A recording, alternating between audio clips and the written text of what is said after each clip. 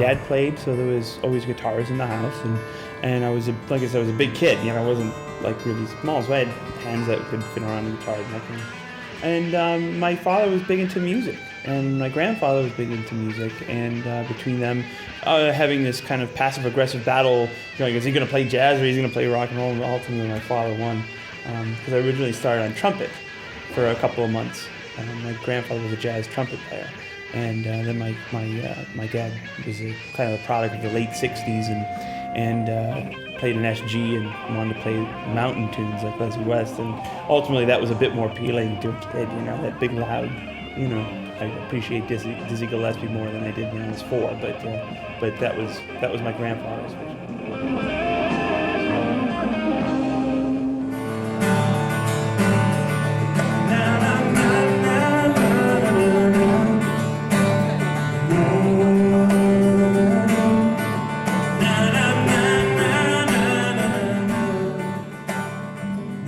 I realize how lucky I am. I mean, I've been over the years, I took guitar lessons from Danny Gatton, and I got to meet Buddy Guy and B.B. King and Albert Collins and, James Cotton, and, sit in with them. And this is all before I turned 13 years old. And at the end of the day, you go, wow, well, you've been extraordinarily lucky in your life. And nobody knows where you.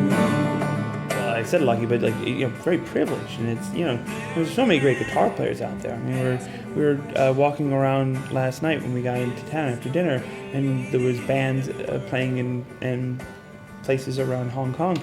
There's this one street, and there are all bands coming out, and you just pop your head and listen to them. Great tone, great feel. Then you walk 3 steps down, guys playing, another guy's playing, and then there was a woman playing great. Everybody shreds. Waiting on my destiny.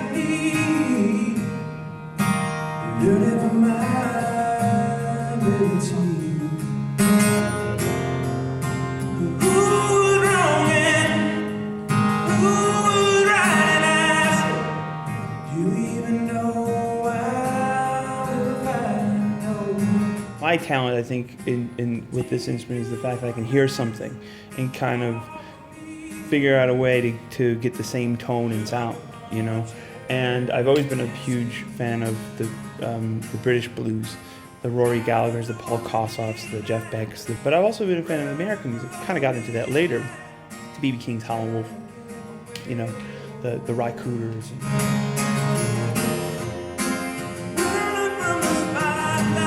So when it comes down to it, I just happen to be able to I've listened to a lot of music, so I'd be able to just kind of when I'm in a situation and you're playing a solo and you go, I think I want to put that, Jeff Beck style thing in there, or you do this Clapton thing, or you can do a Robert Johnson thing, and it's all interrelated and it all makes sense. As long as it makes sense musically, then I think it's all fair game. Some people really put a rule book on themselves going, well, you're not supposed to cross-pollinate with genres, you're not supposed to do this, not supposed to do that. By the time it's very stifling.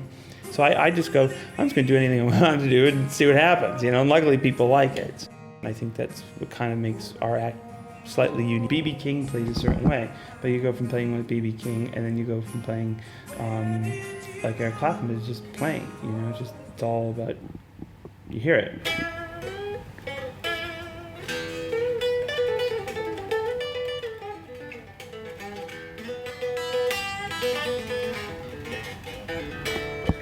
So you basically, whatever comes off the top of your head, whatever is what you're feeling at that particular moment in time.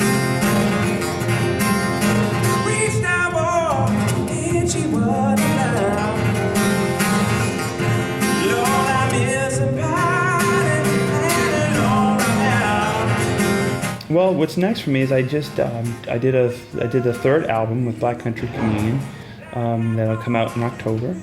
And that came out really good.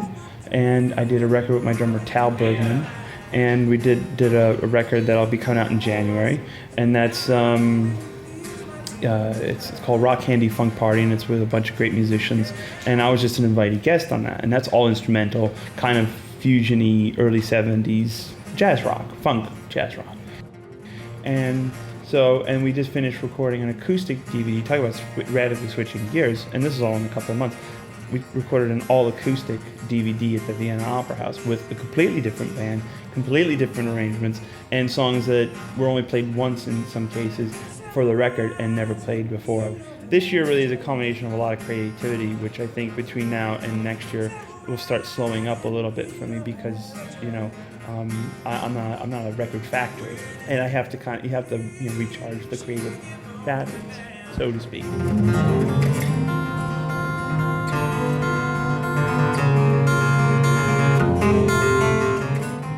I can tell you whatever you need to know about.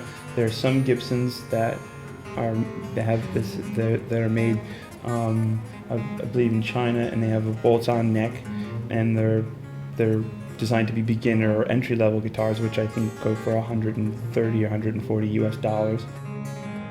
Then there's the historic reissue custom shops. They're a bit more, but they're very well made and made of extremely good quality. I have a signature one that's made.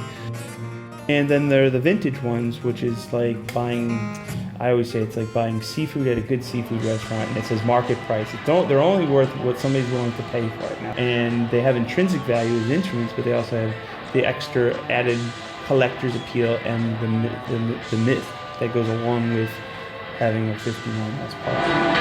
Baby caught a train, left me all alone. My baby caught a train, left me all alone. Wood costs very little. The wood costs very little. The wood to make a Stradivarius violin, I think you'd be in at about $100, $150.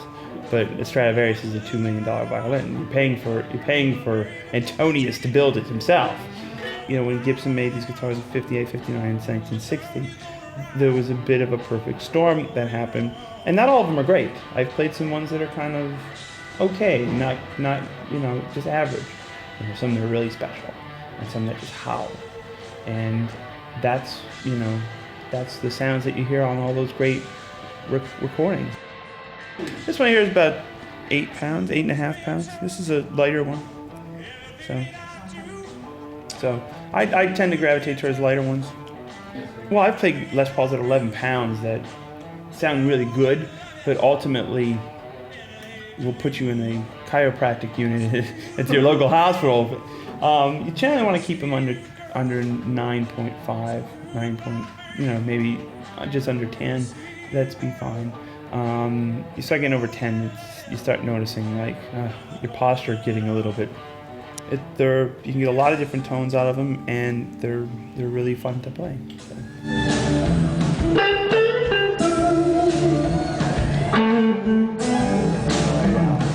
I think a lot of my music that I've done has been a product of more hard work.